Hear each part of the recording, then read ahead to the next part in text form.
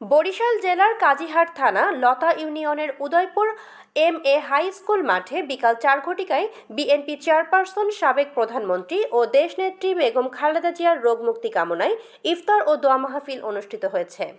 ইফতার ও দোয়া মাহফিলে প্রধান অতিথি ছিলেন মেহেন্দিগঞ্জ উপজেলা বিএনপির সভাপতি গিয়াসউদ্দিন দীপেন। বিশেষ অতিথি ছিলেন আহ্বায়ক উত্তর জেলা যুবদল সালাউদ্দিন পিপলু, কামরুল হাসান সদস্য সচিব, স্বেচ্ছাসেবক দল বরিশাল জেলা, আসাদুজ্জামান মুক্তা যুগ্ম আহ্বায়ক মেহেন্দিগঞ্জ উপজেলা, নিয়ামুল হক তুহিন আহ্বায়ক মেহেন্দিগঞ্জ উপজেলা যুবদল। আরও উপস্থিত ছিলেন লতা বিএনপির সভাপতি মোহাম্মদ হুমায়ুন কবির শাহিন, সাধারণ সম্পাদক নাজমুল হক তিনু, যুবদল যুগ্ম আহ্বায়ক হালদার মোহাম্মদ মাহবুব, যুবদল নেতা হুমায়ুন কবির খান, যুবদল বশির আহমেদ খান, স্বেচ্ছাসেবক ফয়সাল খান, কাজী জসিমউদ্দিন সহ বিএনপি অঙ্গ সহযোগী নেতৃবৃন্দ।